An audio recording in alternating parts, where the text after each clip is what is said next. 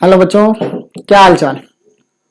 उम्मीद करते हैं आप लोगों ने प्रीवियस क्लासेस को अच्छे से पढ़ा होगा, तभी आप इस क्लासेस को अटेंड कीजिएगा, है ना। प्रीवियस क्लास को अटेंड कर लेने के बाद आप इस क्लास में आइएगा। आपको और भी अच्छा problem 3D straight line in space में देखने को आज हम लाए हैं आप लोगों के लिए। तो चलते हैं, स्टार्ट करते हैं। क्या है प्रॉब्लम हम लोगों का, देखते हैं आज। और जो बच्चे नहीं अगर प्रीवियस वीडियो देखे हैं तो वो प्रीवियस वीडियो देख ले जरूर से, तभी आपको ये वीडियो समझ में आएंगे। और चलो देखते हैं, है ना। चलो देखते हैं क्या बात है। तो हमारा एक क्वेश्चन क्या है, क्वेश्चन ये है कि द कार्टेशियन इक्वेशन, मतलब प्रॉब्लम, आज की क्लास का प्रॉब्लम नंबर 1 अगर हम लोग देखें तो प्रॉब्लम 1 इस तरह करके दिया गया। Problem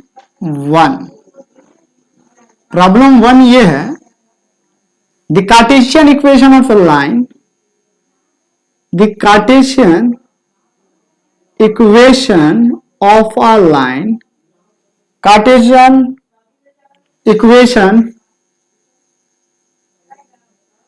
of a line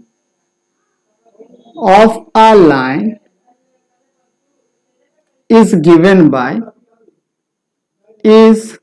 given by क्या दिया गया, x minus 3/2 is equals to y plus 2/-5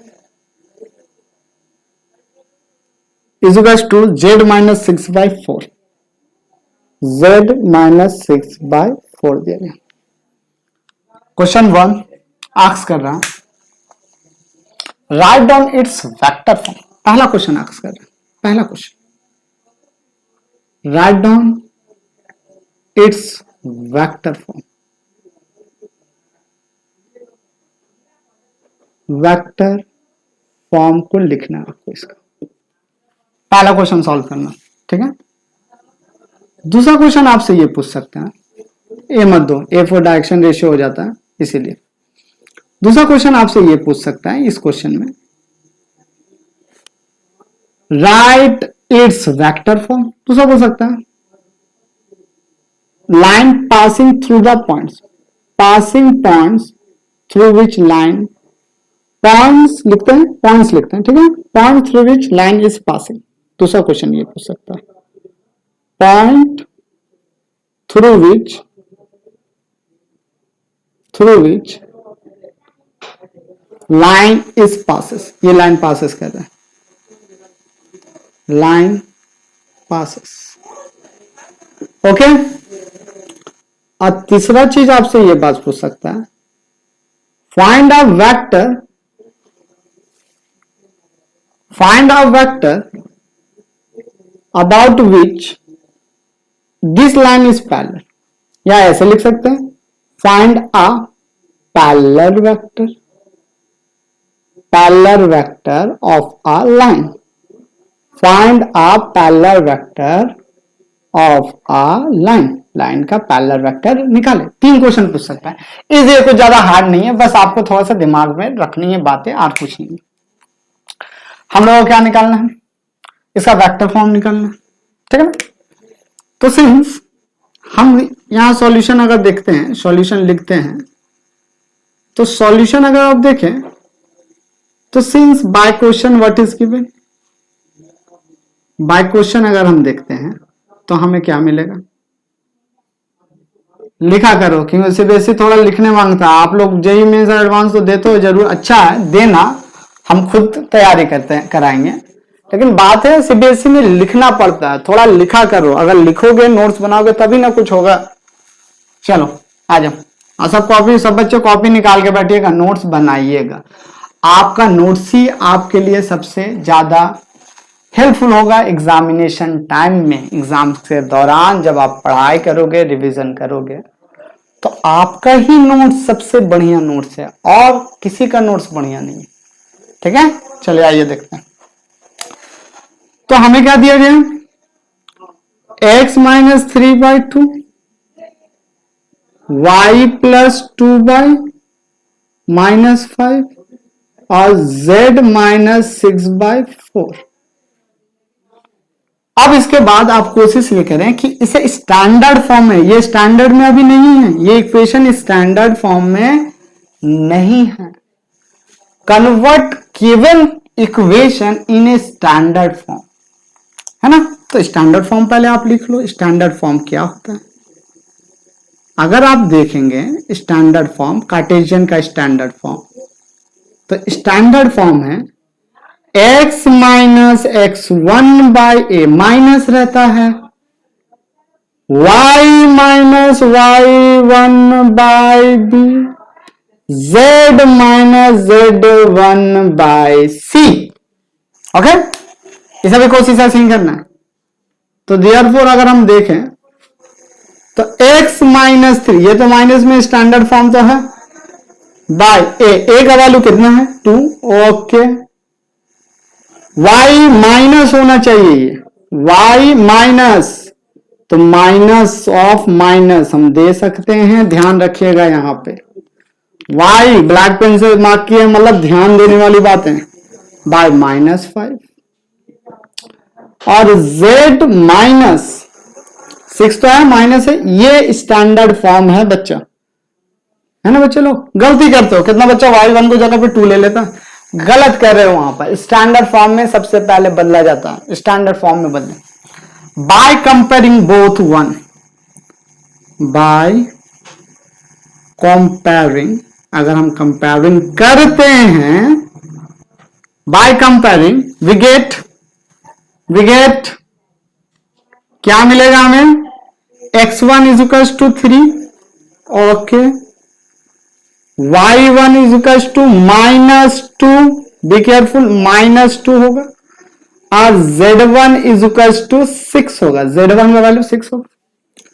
a का वैल्यू हमारे पास कितना मिलेगा, a का वैल्यू 2, b का वैल्यू कितना मिलेगा हमें, -5, और c का वैल्यू हमें कितना मिलेगा 4। c का वैल्यू कितना मिल जाएगा बच्चे लोग, 4 मिल जाएगा। अगर c का वैल्यू 4 है, कॉमा दे के हटाइए, कॉमा दे के हटाओ, ठीक है। चलिए आइए पुट करो, वेक्टर फॉर्म ना, तो सिंस क्या था vector form, vector form is equals to, ध्यान में रखिएगा, r vector is equals to r1 vector plus lambda times of m vector. r1 vector का मतलब क्या था, r vector x1 i cap plus y1 j cap plus z1 k cap plus lambda times of m vector क्या होते थे हमारा, i cap, b j cap, c k cap, इतना होते था। Putting the value of x y z to get the answer. Okay sir, x1 का value sir 3i, बिल्कुल 3i। y1 का वैल्यू सर -2j, बिल्कुल -2j। सर z1 का value sir ये किसको नहीं पता होगा, 6k, बिल्कुल 6k, एक हुआ plus lambda times of a का value 2j sorry 2i। Okay sir, आप भी है ना, j, b का वैल्यू कितना होगा -5k, बिल्कुल ठीक है, और c का वैल्यू कितना होगा 4k, सॉरी, हाँ ध्यान है सर आपका, अरे कहीं नहीं है, देखो ठीक है, clear. This is my right vector form equation, this is required vector form. तो यही एक क्वेश्चन पूछा था, एक क्वेश्चन तो ये पूछा हम लोगों से, हो गया ना। पासिंग पॉइंट ये है, पासिंग पॉइंट बताओ, पासिंग पॉइंट तो एक नंबर तो हमने क्वेश्चन बना दिया, एक नंबर। दूसरा नंबर हमसे क्या पूछा था, point through which the line is passing, point through which the line is passing. ऊपर क्वेश्चन मिटाते हैं, ठीक है, क्वेश्चन मिटा देते हैं।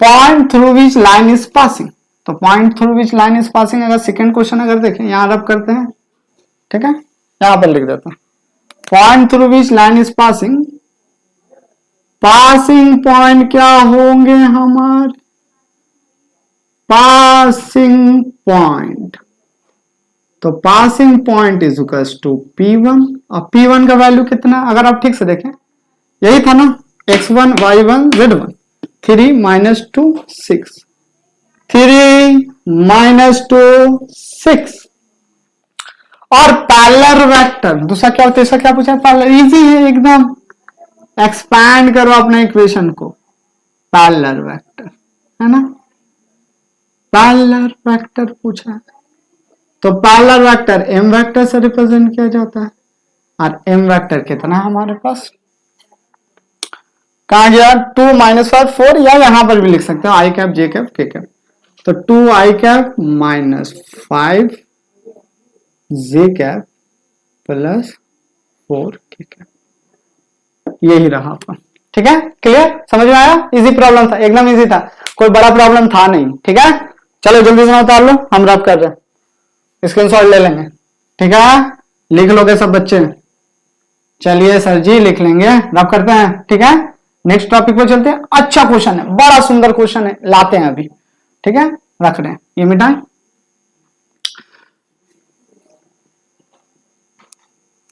रब कर दे रहे,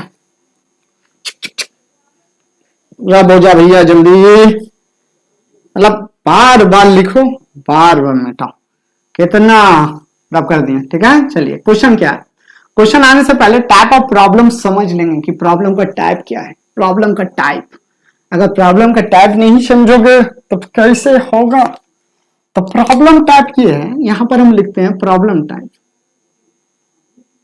प्रॉब्लम टाइप, प्रॉब्लम का टाइप यहां पर ये है हम लोगों का, अगर आप देखोगे, find the equation of a line with the help of another line, problem का टाइप है ये, ठीक है ना, ध्यान से, फाइंड द इक्वेशन, अभी तक लेक्चर 2 में भी इक्वेशन के बारे में बात कर रहे हैं, find the equation of a line, equation of a line with the help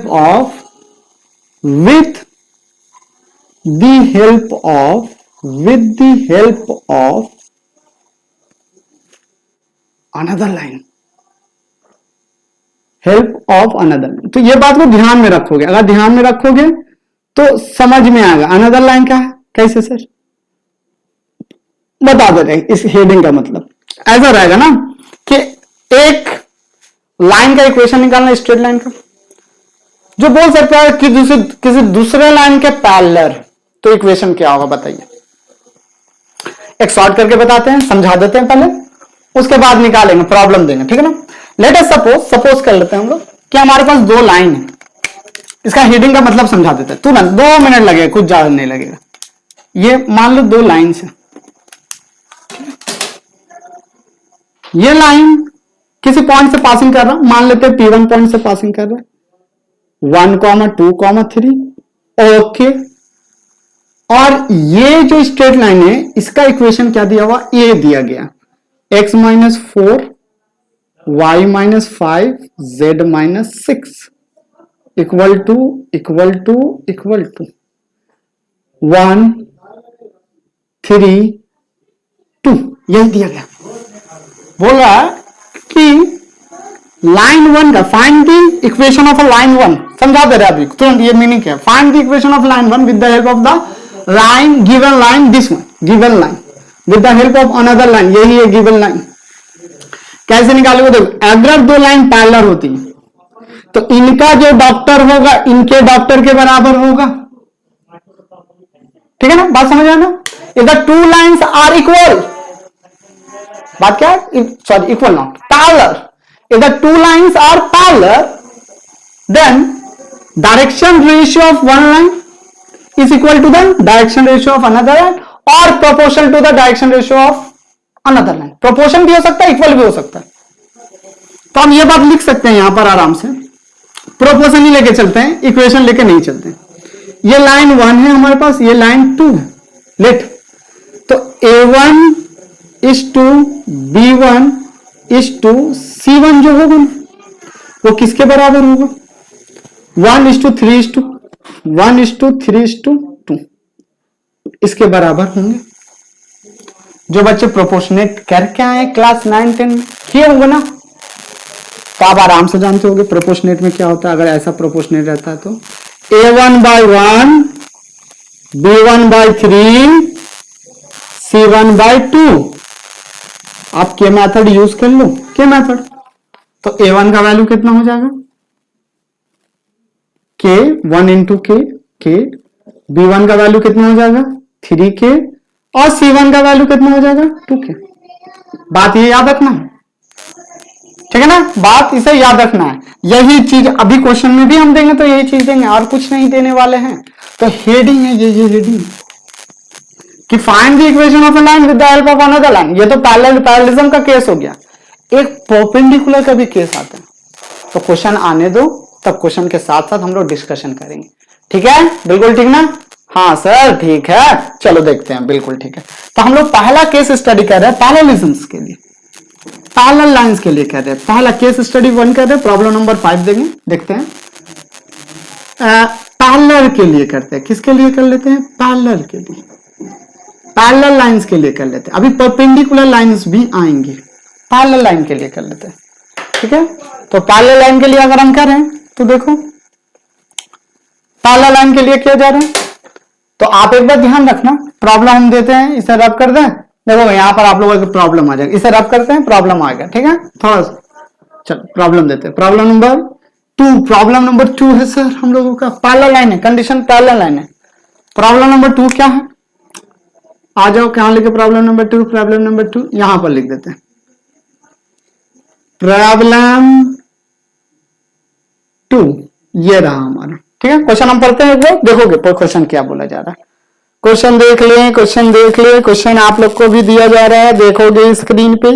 question number, the Cartesian equation of a line, sorry this one नहीं, find the Cartesian equation of a line which passing through the point 1, 3, -2 and parallel passing point दे दिया गया।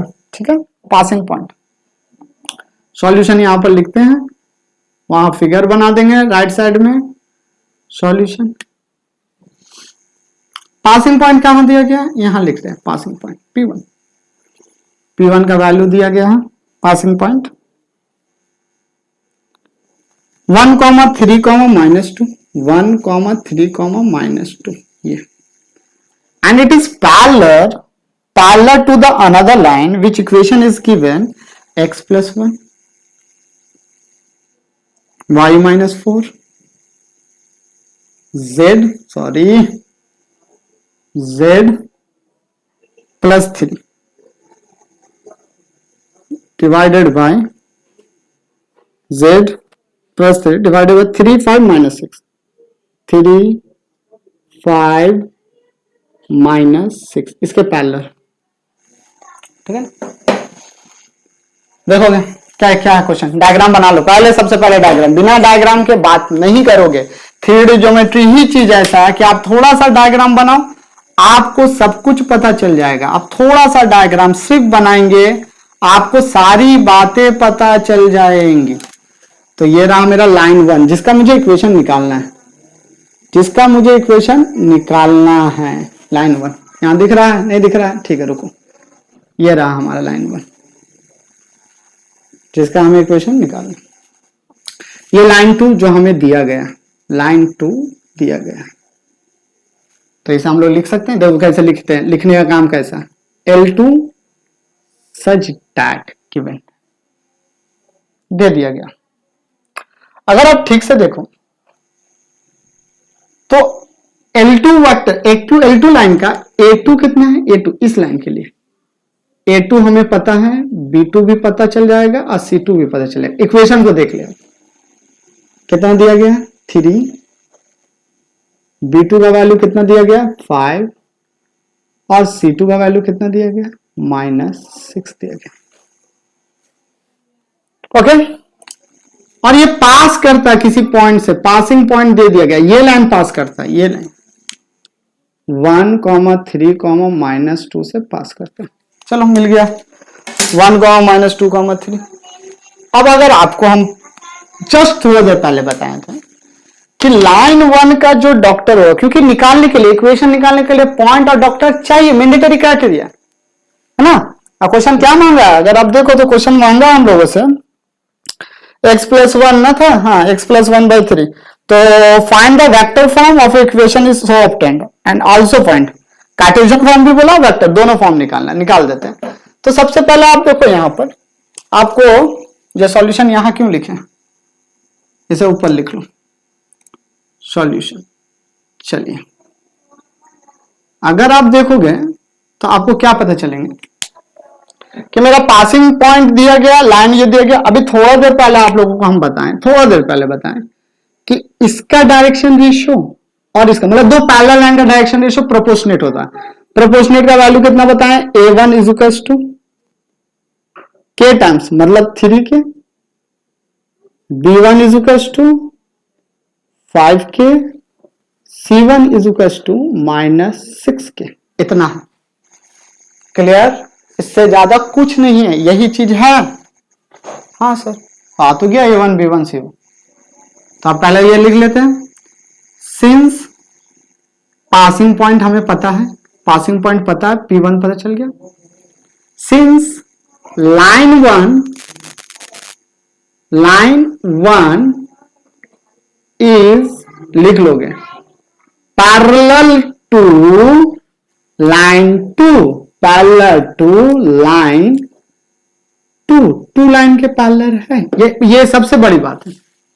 Therefore the arcs of 1 doctors of L1 is proportionate to doctor of 2। अभी लिख देते हैं,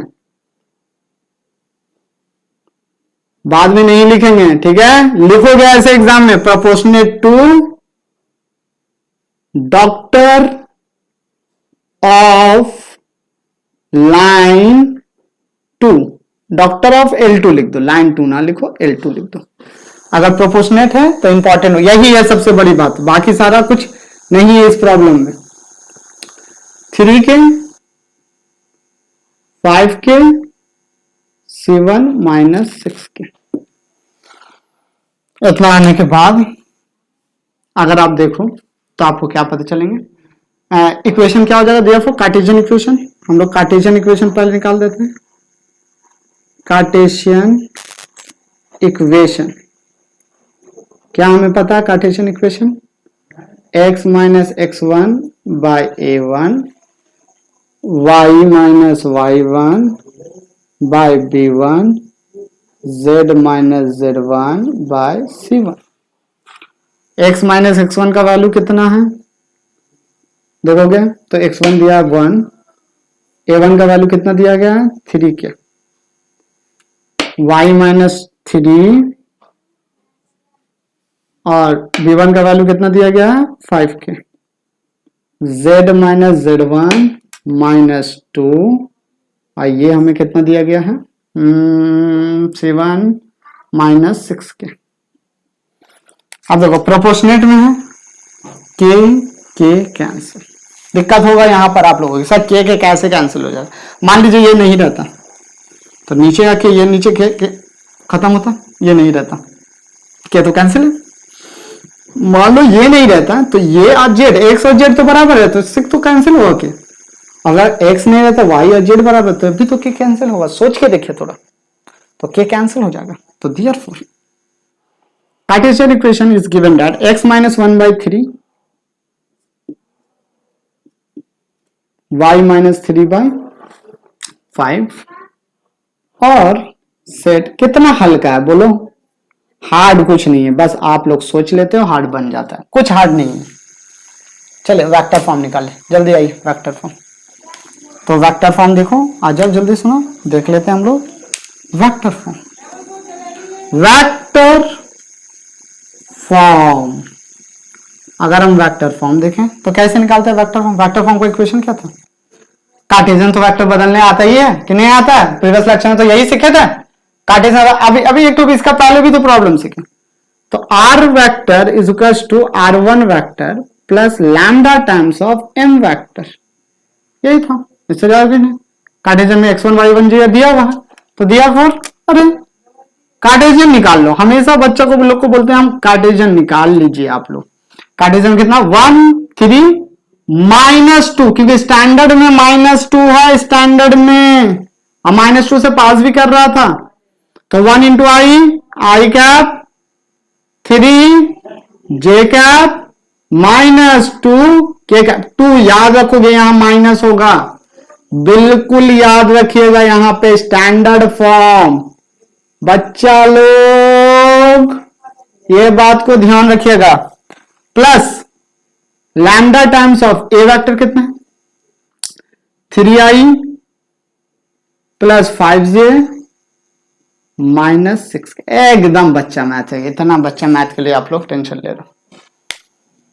चलो ठीक है, ये पैरेलल का कंडीशन था। एक प्रॉब्लम आप लोग को होमवर्क में दिया जा रहा है, मतलब सॉल्व कीजिए, डीपीपी सॉल्व कीजिएगा तो आप ही लोगों को कॉन्फिडेंस आएगा। ठीक है, सॉल्व करो, पता चलेगा। बहुत अच्छा प्रॉब्लम है। अभी बोर्ड लेवल पे काम करें, कुछ दिन बाद मेंस एडवांस लेवल पे काम करेंगे, तो अभी पहले ये काम कर लीजिए। चलिए जल्दी उतारिए, कॉपी करें जल्दी। इसके बाद दूसरा सम चलेंगे, परपेंडिकुलर टैप पे चलेंगे। रब कर दें, मिटा देते हैं। चलो मिटा दी, ये किए रब।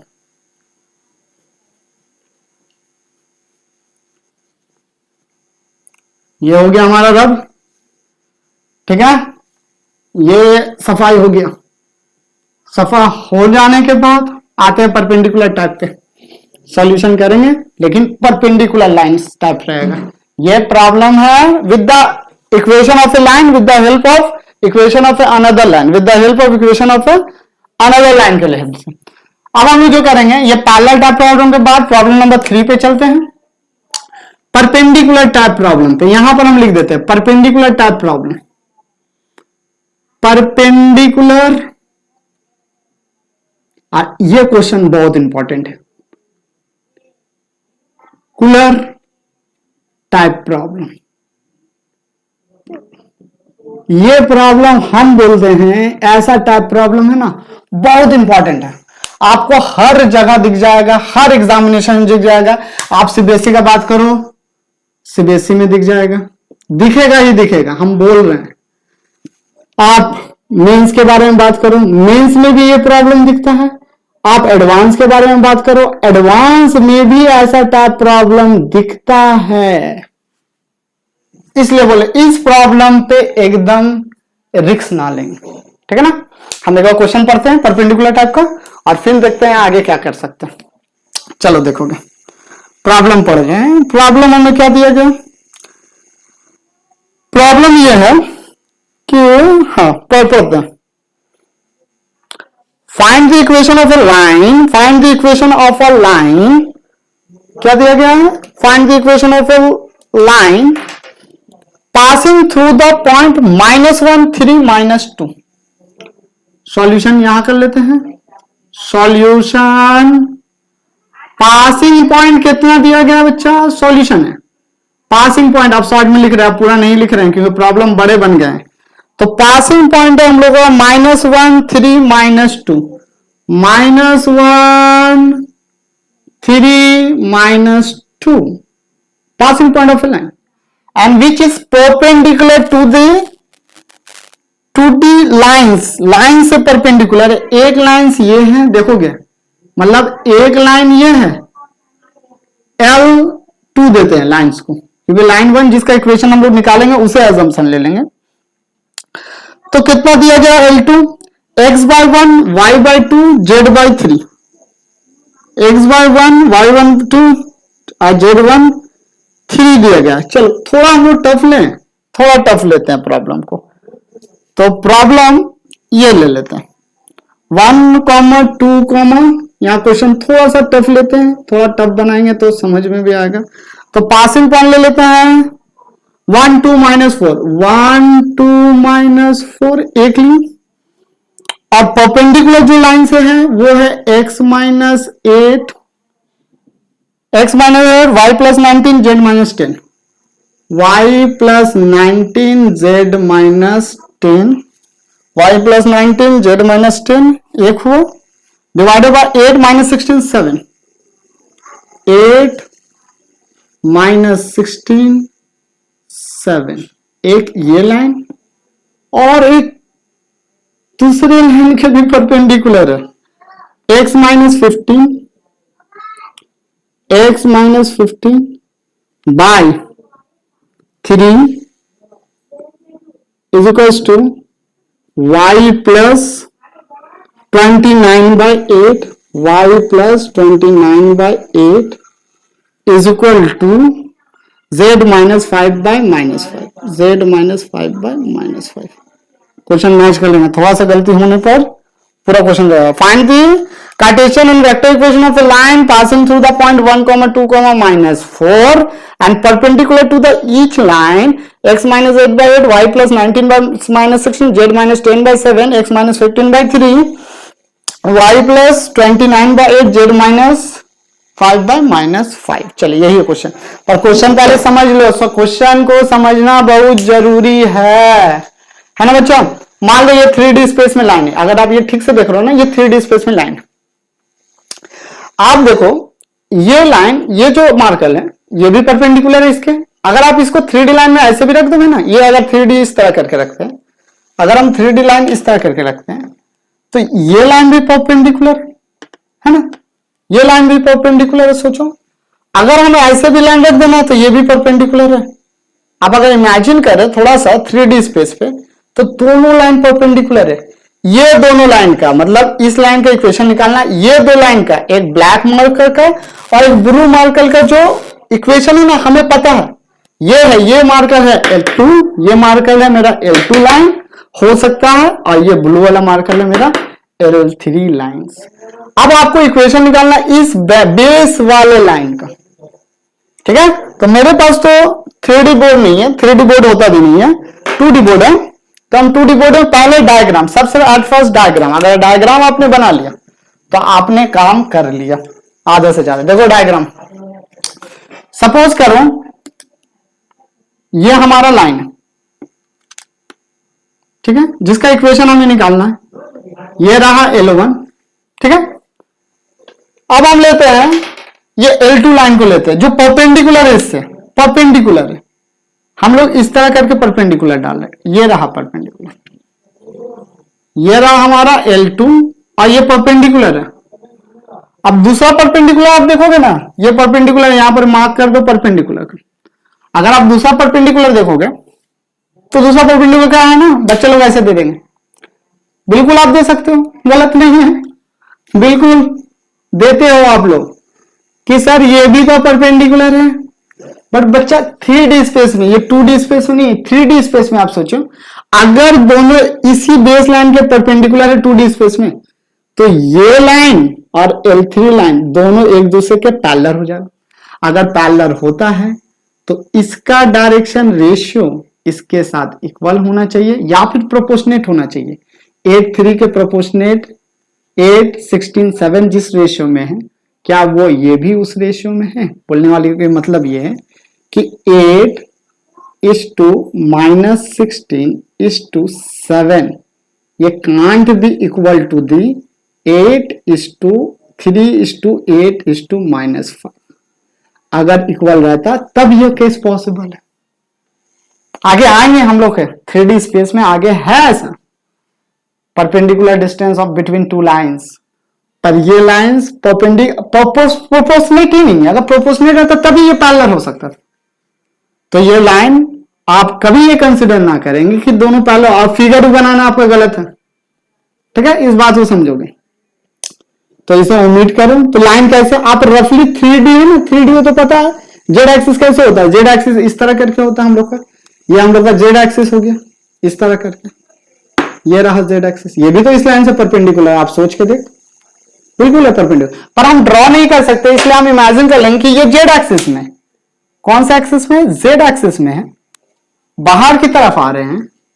ये लाइन 3 है, L3 है, जो परपेंडिकुलर है, जो सिंबल से बताएंगे कि परपेंडिकुलर है ये दो लाइंस एक दूसरे के परपेंडिकुलर से, सिंबल से बताओ L3 is perpendicular to L1, proportionate नहीं है। नोट कीजिएगा ये पूरे बातों को, सिर्फ क्वेश्चन बनाना हम लोगों का काम नहीं होना चाहिए। क्वेश्चन से आप क्या सीख के जाते हो, ये भी एक अच्छी बात है कि आप क्वेश्चन से सीख के क्या जाते हो। बात समझ में आया बच्चा लोग? तो कोशिश यही करेंगे कि आप सीखने का कोशिश करो, बाकी सारा एग्जामिनेशन अपने आप निकल जाएगा। सीखोगे ना तो जीत जाओगे, जितना सीख जाओगे, क्योंकि सीखना तुमने स्टार्ट कर दिया। तो ये याद रखना। आ जाओ अब क्वेश्चन को समराइज करते हैं, बातें समझते हैं। ये L2 है तो इसका A2 कितना होगा देखोगे। A2 8, अभी डायग्राम पे एकदम फोकस बनाएंगे। B2 -16 और C2 = 7 होगा, बिल्कुल होगा। ब्लू वाला कलर का देख ले। A3 = 3, B3 = 8, C3 = -5 होंगे। बिल्कुल क्लियर है, कोई दिक्कत वाली है? क्या दिक्कत? कोई दिक्कत नहीं है दुनिया में, हमें हम लोग मस्त रहते हैं, ठीक है ना। हमें A1 B1 और C1 नहीं पता है, यही नोन करना है, क्योंकि पासिंग पॉइंट तो दे दिया गया। अगर ये नोन कर लेते हैं तो इक्वेशन आपको लाइन पता चल जाएगा। क्यों हमें पता है कि सिंस पासिंग पॉइंट पता है तो पॉइंट फ्रॉम यहां पर लिखो, from point DR form, from point doctors form से। किससे बच्चा? फॉर्म पॉइंट डॉक्टर फॉर्म से। अगर आप देखो तो आपको क्या पता चलेगा पॉइंट डॉक्टर फॉर्म से? पॉइंट डॉक्टर फॉर्म से आपको यह पता चलेगा कि इक्वेशन क्या है, x - x1 बाय A1 दीजिएगा, A नहीं दीजिएगा, क्योंकि A का मतलब सिंबल किसका हो रहा है पता नहीं चलेगा, ठीक है। A1 मुझे इसी लाइन का इक्वेशन निकालना, = y - y1 by B1 = z - z1 bye C1। x1 y1 z1 पता है, अगर हमें A1 B1 C1 पता चल जाए तो इक्वेशन निकल जाएगा। लेकिन सर A1 B1 C1 कैसे निकालेंगे? बात यही है सर जी। तो निकालने के लिए शायद अभी आप लोगों ने वो पार्ट नहीं सीखा है, लेकिन हाँ थ्योरी क्लासेस में आपको हमने बताया। थ्योरी क्लास अगर आपने देख के आए हो और तब लेक्चर देख लो तब क्लियर होगा, और थ्योरी क्लास नहीं देखो तो थोड़ा सा प्रॉब्लम है। तो आपको यहां पर है ना क्या सेट करना है, for calculation of A1 B1 C1 we have for calculation of A1 B1 C1, for calculation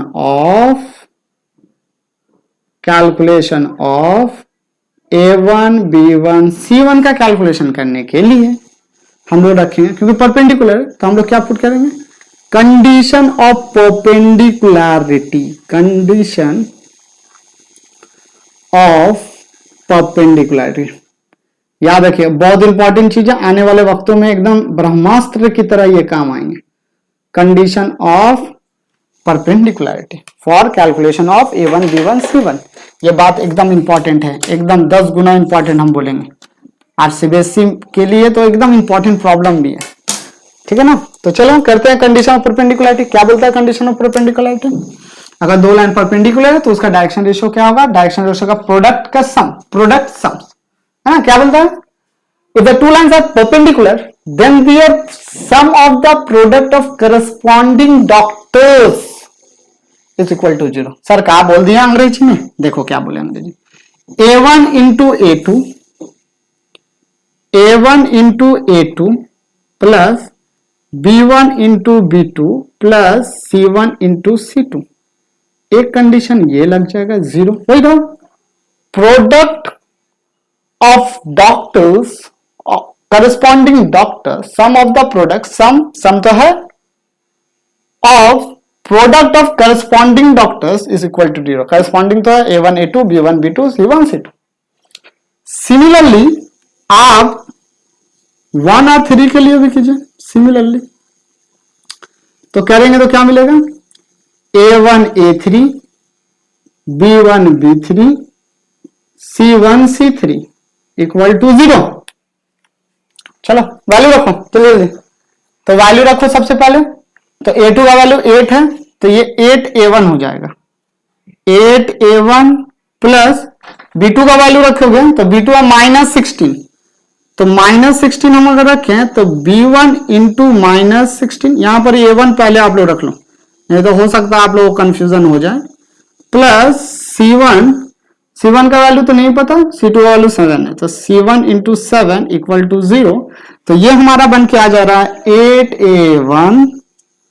8A1 minus plus minus -16B1 plus 7C1 equal to 0।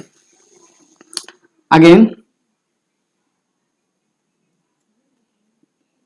यहां पर रखो वैल्यू, रखते हैं, ये अगेन हटा देते हैं ना, जगह ले ले रहा है, कॉमा देके अलग कर देते हैं। A3 का वैल्यू देखिए 3A1,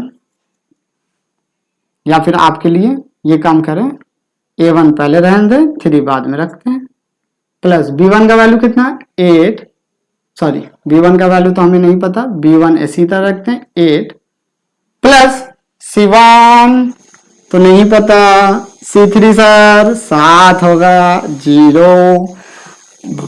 तो आप देखो 3A1 plus 8B1 plus 7C, बहुत इंपॉर्टेंट क्वेश्चन है, हम बार बार 1000 बार बोले हैं, ऐसा क्वेश्चन आपको मिलेगा ही मिलेगा सीबीएसई में। इसे आप बोलिए इक्वेशन 1, इसे आप बोल लीजिए इक्वेशन 2। अब नोट देखिएगा क्वेश्चन, कितना वेरिएबल है मुझे निकालना है, A1 B1 C1 A1 B1 C1, मतलब 3 वेरिएबल है, और इक्वेशन हमारे पास 2 ही है। अगर कोई बच्चे क्लास 9-10 का बेसिक मैथमेटिक्स भी जानते हो ना, तो आपको पता चलेगा 2 इक्वेशन से कोई लाल नहीं है दुनिया में, कोई नहीं है कि 2 इक्वेशन से 3 वेरिएबल इक्वेशन का प्रॉब्लम को सॉल्व कर दे। सॉल्व तो होने वाला नहीं है। तो थोड़ा वीडियो पॉज करो और सोचो कैसे ये सॉल्व होगा। पॉज करके पहले सोचो, हम तो कर ही देंगे, लेकिन आप सोचोगे तो आप ही का दिमाग बढ़ेगा, समझोगे कि चीज क्या हो रही है। ठीक है, पहले वीडियो पॉज करके सोचो, तब तक हम ऊपर रब कर रहे हैं, ऊपर रब करेंगे तभी ये सॉल्व होगा। ठीक है, ऊपर रब कर देते हैं, जगह है नहीं, रब करें, चलो यहां कर देते हैं रब, कर देते हैं रब। ठीक है, चलो यहां सॉल्व करना है अभी हम लोग को। ये डायग्राम डब नहीं कर रहे हैं क्योंकि डायग्राम जरूरी है। ये प्रॉब्लम क्लास ये भी सॉल्व कर देते हैं, क्लास 2 तो खत्म होने ही वाला अब। चलो देखो कैसे सॉल्व करते हैं, how to solve. Sir ji solve कैसे कीजिएगा, देखो कैसे करेंगे। 8A1 minus 16B1 plus 7C1 equal to 0। 3A1 plus 8B1 plus 7C1 equal to 0, यही है ना। 3 8 5 था बच्चा, यहां पर 5 था, -5 था, वही बोल रहे, ये -5 था, यहां पे -5 होगा, यहां पे -5 होगा।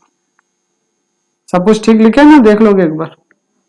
तो ये माइनस, मेरे को भी शक हो गया, देख ले एक बार, सब कुछ ठीक। A3 का वैल्यू 3, B3 का वैल्यू 8, C3 का वैल्यू -7, बिल्कुल ठीक है बच्चा।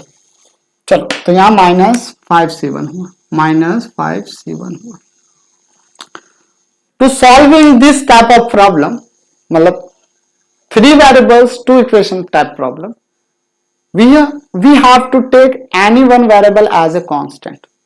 किसी एक वेरिएबल को कांस्टेंट ले लीजिए। लेट हम लोग सपोज करें C1 को कांस्टेंट लेते हैं। Let C1 is taken as constant, C1 के टर्म में लो, कांस्टेंट ले लो। मान के चलते हैं कि C1 अगर कांस्टेंट रहे तब क्या होगा, मान के चलो, अभी समझा देते हैं क्या होगा। यहां पर हम लाइन ड्रॉ कर रहे हैं क्योंकि यहीं पर पूरा प्रॉब्लम बनाना पड़ेगा छोटा छोटा करके, नहीं तो रिदम बिगड़ जाएंगे। देखोगे ध्यान से, तो हमारा इक्वेशन कुछ इस तरह होगा, 8a1 minus 16b1 minus 7c1। Constant लेके चलते हैं, वेरिएबल है मानते हैं, लेकिन देखो वो क्या हो जाएगा, खाली जो बात बोले उसे सुनो, समझ में आएगा। Plus 5c1। इस इक्वेशन को, ये इक्वेशन 1 है, ये इक्वेशन 2 है। अगर इस इक्वेशन को हम लोग 2 से मल्टीप्लाई, 2 से क्यों, क्योंकि इसे इक्वेशन 1 को 1 ही से मल्टीप्लाई करो और इक्वेशन 2 को 2 से मल्टीप्लाई करो, 16 हो जाएगा यहां पर। तो अगर 16 होगा तो ये दिखने में कैसा होगा, देखो मल्टीप्लाई करेंगे, 8a1 16b1 is equals to 7c1।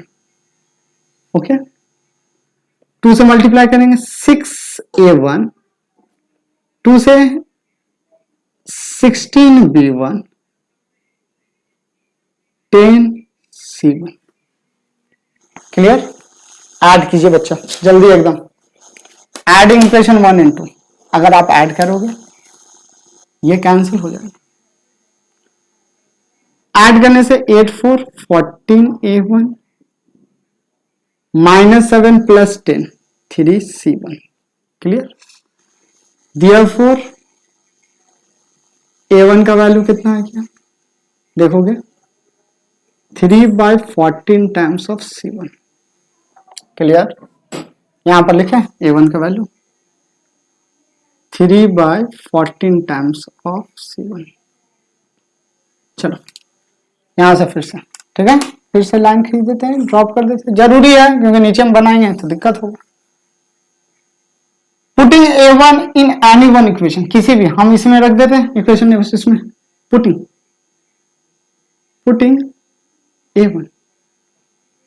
a1 को पुट कीजिए, a1 is equal to 3/14 times of c1, put कीजिए इसमें 8a1 3/14 times of c1 minus 16b1। खाली देखते जाओगे, वेरिएबल ही को सॉल्व कर रहे हैं, अभी समझ में आ जाएगा। अगर आप देखो 16b1 उधर गया, 8 3 जा 24, कैंसिल करोगे, चलो कैंसिल कर लो, 2 से 4 टाइम्स में, 2 से 7 टाइम्स में। ओके, तो ये कितना आ जाएगा, 12/7c1, ये c1 को इधर लाओ, plus 7c1 is equal to 16b1। Okay okay, now multiply this LCM, taken LCM, 12c1 plus 49c1 divided by, हम लोगों के पास क्या आ जाएगा, डिवाइडेड बाय, ध्यान से देखेगा, 49c1 के बाद 7 is equal to 16b1। Therefore b1 is equal to 16, नीचे ले आओ, तो 12 9 हो गया, 9 to 11 का 1, 4 1 5 and 6, 61c1 divided by 16 into 7 हो जाता है आपका। अभी ऐसे ही रहने दो, कारण हम बताएंगे, अभी बताएंगे, रुकोगे। ये हमारा b1 निकल गया, मतलब a1 का वैल्यू तो in the terms of c1 आया, b1 का वैल्यू भी in the terms of c1 चला आया। अब देखोगे क्या होंगी, खाली देखते जाइएगा इक्वेशन क्या होगा। इसे इक्वेशन में पुट करना है ना, सॉल्व हो गया हम लोगों का, इस इक्वेशन में पुट करना है, इस इक्वेशन में, तो फिर से वही लिखेगा, from point doctor form, from point doctor form से अगर देखें तो देखोगे क्या आएगा, देखिए एकदम जल्दी सुनो, देखिए पॉइंट डॉक्टर फॉर्म पुट करो। पासिंग पॉइंट कितना था सर, आप तो मिटा दिए पासिंग पॉइंट, एक सेकेंड हम देख लेते हैं, आप लोगों का क्वेश्चन दिख रहा होगा। पासिंग पॉइंट हमारा था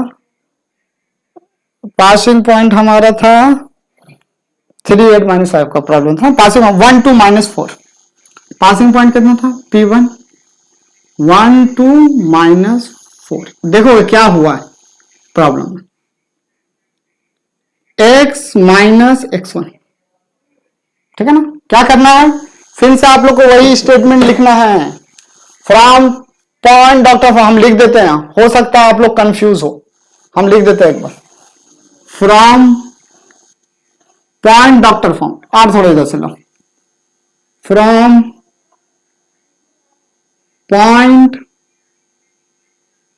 थोड़ा सा के लिए गड़बड़ाइएगा नहीं, doctor form, point doctor form आप जैसे लाओगे ना आपको पता चलेगा, x minus x1 by a1 y minus y1 by b1। Sir problem है कि क्या है? अरे कुछ नहीं है, बस थोड़ा सा समझो। पासिंग पॉइंट ये है हमारा, है ना, ये हमारा पासिंग पॉइंट है। चलो लिख देते हैं, यही दिया गया है क्वेश्चन में, देखिएगा पासिंग पॉइंट 1 कमा रख दीजिए 1 बाय a1 का वैल्यू 3/14 c1, a1 का वैल्यू 3/14 c1। ओके, दूसरा वाली बात है y माइनस y1 कितना है, 2 है, होल डिवाइडेड बाय b1 का वैल्यू 61 बाय, ध्यान से ब्लू पे मार्कर से लिख रहे हैं, 61 डिवाइडेड बाय, देखोगे 7 इंटू 16 इंटू c1, देखना कितना जादू होगा अभी। z माइनस ऑफ -4, ध्यान से ये बात है, बाय c1 का वैल्यू कितना था, c1 तो है, c1 तो c1 है ना, इसमें तो कोई चेंजिंग नहीं है क्योंकि c1 को कांस्टेंट लेके चले हम। देखोगे जादू कर देखना, c1 क्या, यही है इस प्रॉब्लम का ट्रिक, इसे सॉल्व करना, मुद्दा है इसे सॉल्व करना और किसी को नहीं। देखोगे ये 14 ऊपर चल जाएगा, क्या हम इसे लिख सकते हैं 14/3 टाइम्स ऑफ x माइनस 1, बिल्कुल लिख सकते हैं। क्या हम इसे लिख सकते हैं 7 into 16/61 times of y minus 2, बिल्कुल लिख सकते हैं। आज इसे क्या लिख सकते हैं, एक सेकेंड, z प्लस 4 लिख सकते हैं। 3 और 61 का अगर एलसीएम लेना चाहोगे तो लो, नहीं तो आंसर आ गया, आप इतने ही में करके छोड़ दीजिएगा। 14/3 x minus 1 is equal to 7 6 42 1 7 1 7 112/61 y minus 2 is equal to ये आपका z प्लस 4। ये रहा कार्टेशियन फॉर्म, बड़ा इंपॉर्टेंट है, जरूरी है, समझना जरूरी है।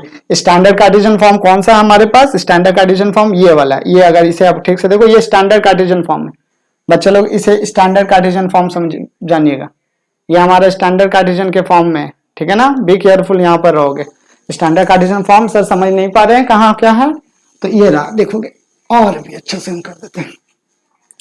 ये जो फॉर्म है ना इसे स्टैंडर्ड कार्टेशियन बोलेंगे, x माइनस, और हम यहाँ करके लिख रहे हैं x माइनस 1, a का वैल्यू है 3/40, ठीक है, इज इक्वल टू, अगर आप देखें तो ये हो जाएगा y माइनस 2/61 बाय मल्टीप्लाई किए तो 1112 और is equal to z plus 4, ये रहा, ठीक है। इतना में आप प्रॉब्लम छोड़ सकते हैं। लेकिन ये अगर आप ठीक से देखो ना, ये डॉक्टर के फॉर्म में है, सॉरी डिसीज के फॉर्म में, डायरेक्शन कोसाइन, इसे डॉक्टर बनाना पड़ेगा। तो डॉक्टर बनाने के लिए डिनोमिनेटर में जब देख रहे हो ना, यहाँ 14 और 112, 14 और 112, 14 और 112 का एलसीएम लेना पड़ेगा। अगर आप एलसीएम लोगे 14 और 112 का तो एलसीएम कितना आएगा आपको पता है, अगर आप ठीक से देखो तो आपका एलसीएम 2 कॉमन आ जाएगा। देखो देखो देखो इधर हम देखते हैं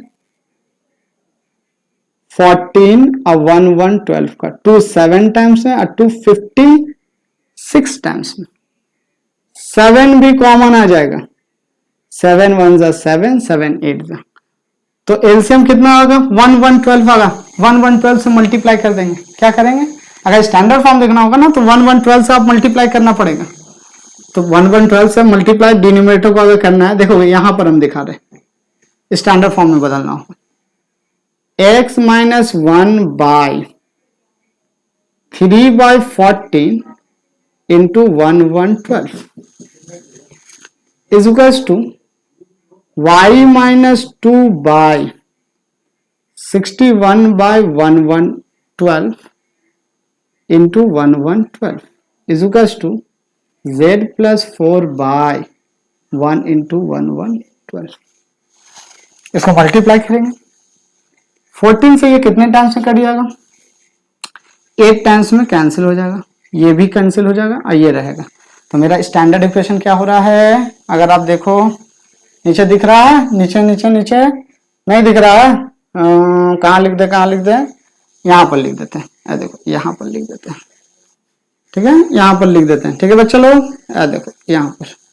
तो स्टैंडर्ड इक्वेशन हमारे पास क्या आ रहा है? x माइनस 1/3, 8 3 जा 24, okay, y minus 2/61, z plus 4/1/12। ये रहा मेरा स्टैंडर्ड फॉर्म। देख लेंगे बिल्कुल अच्छे तरीके से। ठीक है, दिख रहा है ना सब बच्चे को? हाँ सर जी दिख रहा है। अब ये हमारा कार्टेशियन इक्वेशन निकला है। इतना काम करने के बाद ध्यान रखें, अब पहला स्टेप यही है कि जो दो लाइन परपेंडिकुलर है उसका कंडीशन ऑफ परपेंडिकुलरिटी रखना, जो हम रखे थे साइड करके देखो, कंडीशन ऑफ परपेंडिकुलरिटी रखना जरूरी है। अब हमारे पास कार्टेशियन इक्वेशन पता है, हो सकता है एग्जाम में आपको बोले इसका वेक्टर इक्वेशन निकालना, तो वेक्टर इक्वेशन निकालना कोई बड़ी बातें तो नहीं है। आपको हम बार बार बताएं कि वेक्टर इक्वेशन कैसे निकाला जाता है, बताया ही गया है। तो अगर आप वेक्टर इक्वेशन निकालना चाहते हो तो हम इस एरिया पे कर देते हैं वेक्टर इक्वेशन। यहाँ पर देख लीजिएगा वेक्टर इक्वेशन यहाँ पर करते हैं। ठीक है, अगर आपसे क्वेश्चन पूछता ही है, दूसरा नंबर अगर इसका इस क्वेश्चन का पूछ लिया, तो वेक्टर फॉर्म आप कैसे दोगे इस क्वेश्चन का? सिर्फ इस क्वेश्चन का वेक्टर फॉर्म एकदम इजी है, कुछ हार्ड नहीं है। आर वेक्टर ब्लैक मार्कर से करते हैं, क्या दोगे आप? आपको देना है आर वेक्टर, बदलने आता ही है, बदले भी थे, is equals to 1 into I cap, 2 into J, 2 cap, और -4k कैप, स्टैंडर्ड फॉर्म में माइनस रहेगा, plus lambda times of 24i cap plus 61j cap plus 1/12k cap. ये रहा आपका आंसर वेक्टर फॉर्म। कार्टेशियन ही निकालना जरूरी है, कार्टेशियन ही आप निकालो। अगर आप कार्टेशियन निकाल लेते हो तो वेक्टर अपने आप निकल जाएगा। ठीक है, तो कोशिश करो कार्टेशियन निकालने का, है ना। और तो कुछ बड़ी बात नहीं है, थोड़ा सा है, हम एक ही बात बोले हैं, कंडीशन ऑफ परपेंडिकुलरिटी, ये बात को याद रखिएगा थोड़ा सा, तो आप देखो आपका प्रॉब्लम बन जाएगा। यही इंपॉर्टेंट बात है, इस पूरे प्रॉब्लम का पूरा कोर बात यही है कि इस पर आप काम करेंगे। ओके, उम्मीद करते हैं कि आपको सारा बात समझ में गया होगा। अगर किसी भी बच्चे को किसी भी तरह का प्रॉब्लम है तो आप कमेंट बॉक्स में कमेंट करें, मैसेज करें, बताएं कि आपको कहां दिक्कत है, और डिस्क्रिप्शन लिंक में आप जाइएगा तो आपको इसी प्रॉब्लम का पीडीएफ और 2 या 4 प्रॉब्लम प्रैक्टिस के लिए मिलेंगे।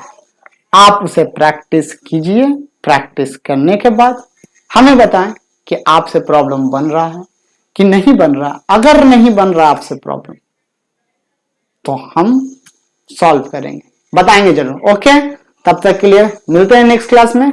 Tata, good bye.